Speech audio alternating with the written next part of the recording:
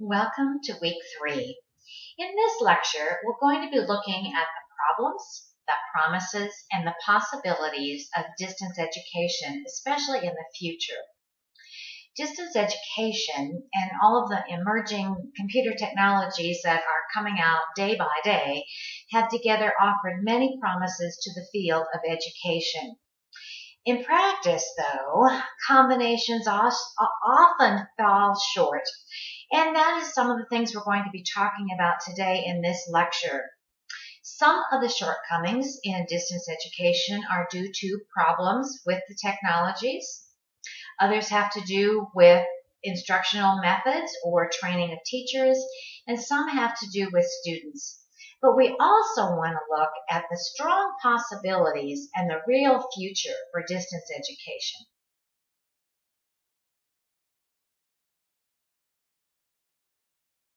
Before we can begin talking about the problems or possibilities of distance education, we need to look a little bit at the history of e-learning. It was started over 100 years ago, and that might be surprising to some of you. But Anna Tinkner was one of the first known and researched people who offer courses online.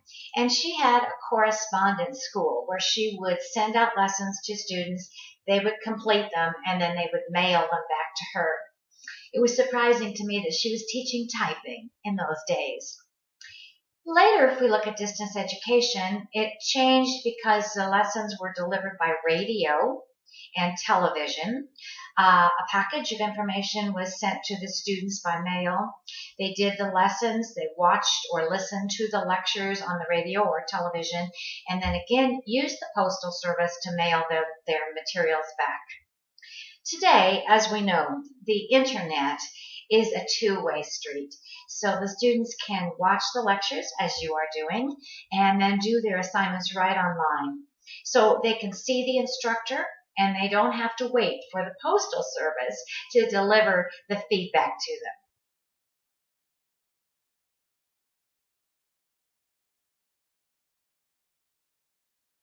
As we look at the history of distance education, the definition of that term has changed over the years as well.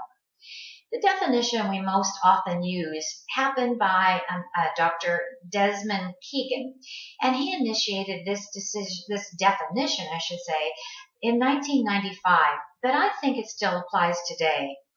He says that distance education results from a technological separation of teacher and learner, which frees the student from the necessity of traveling to a fixed place at a fixed time to meet a fixed person in order to learn.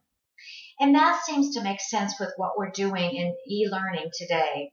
Distance education does mean that the student and teacher are separated by space, but not necessarily by time. In many classes, you have synchronous office hours or synchronous lessons that are presented. So the teacher and students are together at specific times, but not at a specific place.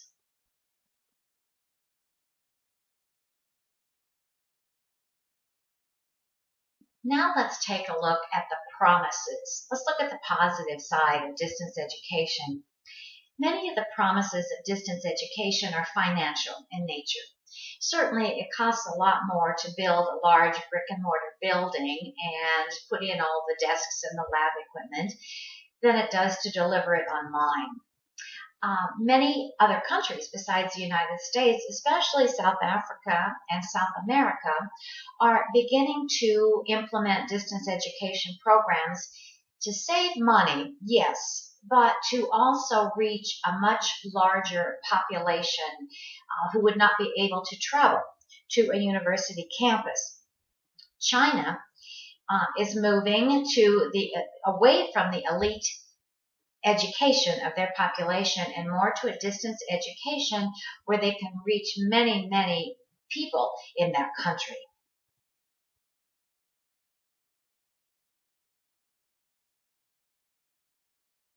Well, despite the promises and the obvious advantages of distance learning, there are some problems that need to be resolved.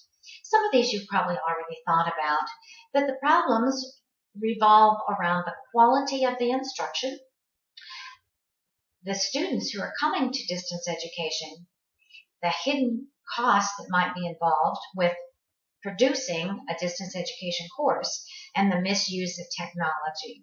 So in the next few minutes, I'm going to talk about each one of these. And as I do that, I hope you'll think about other issues that we may need to discuss in our discussion this week.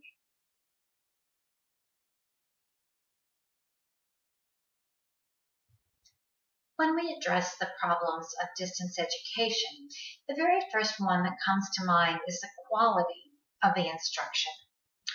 We know that technology does not teach the students. Effective teachers teach. When we look at the quality of instruction, the issue is not the technology itself.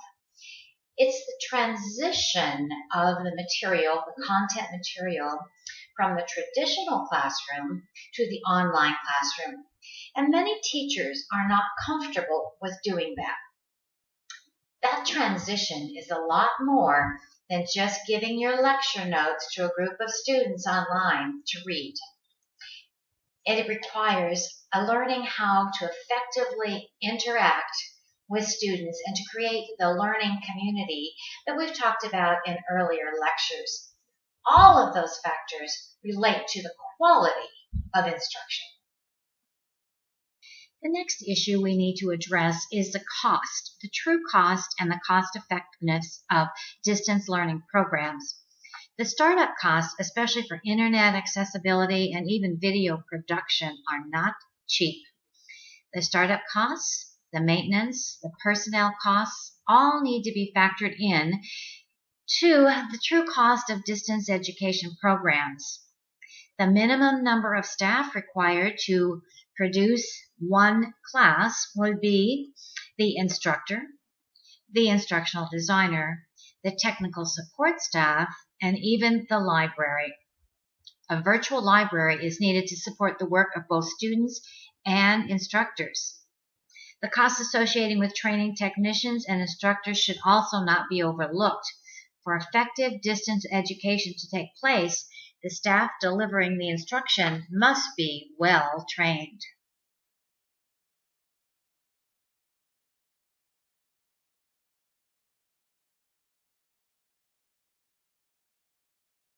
The next problem with distance education that needs to be solved, and in my opinion it can easily be solved, is the misuse of technology.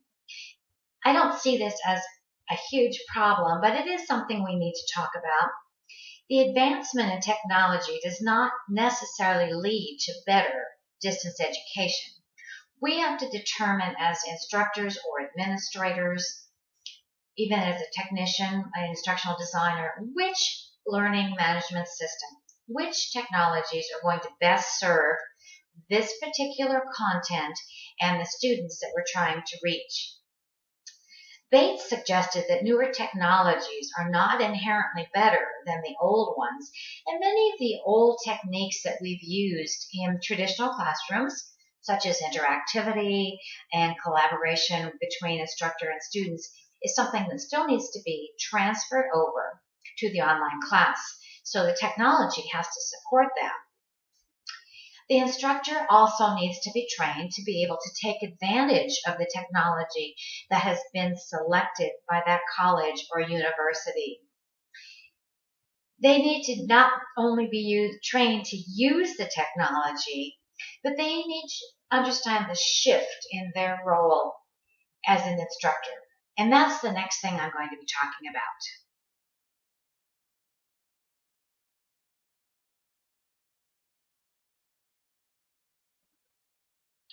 The next problem that distance education faces is the change in role of the instructor.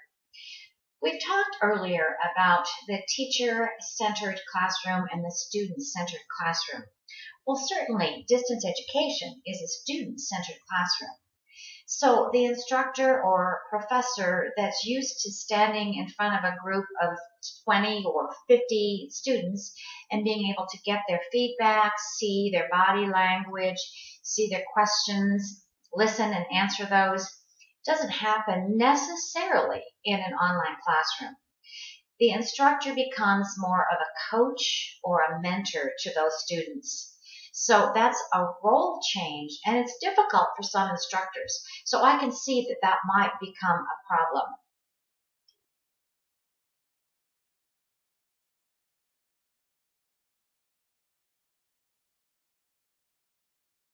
Okay, we've talked about the role of the instructor. We've talked about the role of technology, and we just barely hit on the role of the technicians or the technical support team. One overlooked factor in the success or failure of distance education really is the role that that help desk or the technical support team plays. When a problem happens in a distance education course, all learning shuts down. That staff needs to know exactly how to effectively and efficiently get that system back up and running. The technical support staff also has to be responsible for answering questions from the instructor and questions from students. Answering those questions in a way that's not so technical that understanding is eluded through their explanation. So it's a real process of training a technical support staff, not only to understand the technology, but to understand the people they're working with.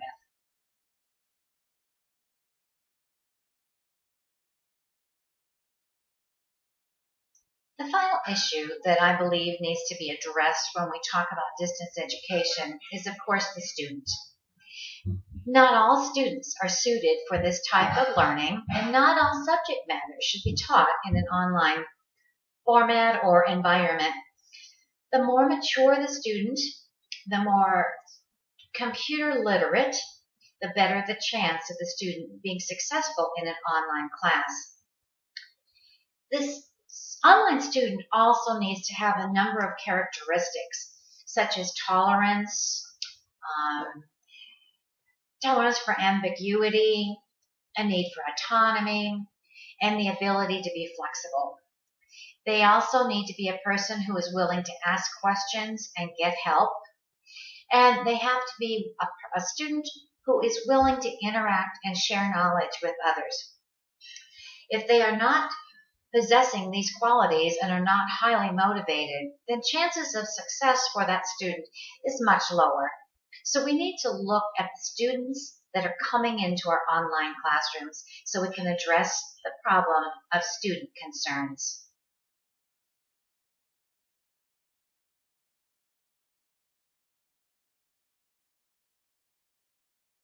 So what can we learn from these problems and promises that I've already talked about in this lecture? Are there possibilities for improvement in the future for distance education? The technologies we know will continue to improve in quality and effectiveness, in the ability to deliver instructions, and also the cost most likely will be going down as we see more and more of these technologies put into use by major universities. Already we see improvements in the delivery systems. They're easier to use for both student and for professor. The future does look bright for e-learning, and researchers predict larger and larger numbers of students coming into online classes. It's simply more economical for these students and also more accessible in their busy lives. The challenge is to design cost-effective, educationally effective systems for use in the new millennium.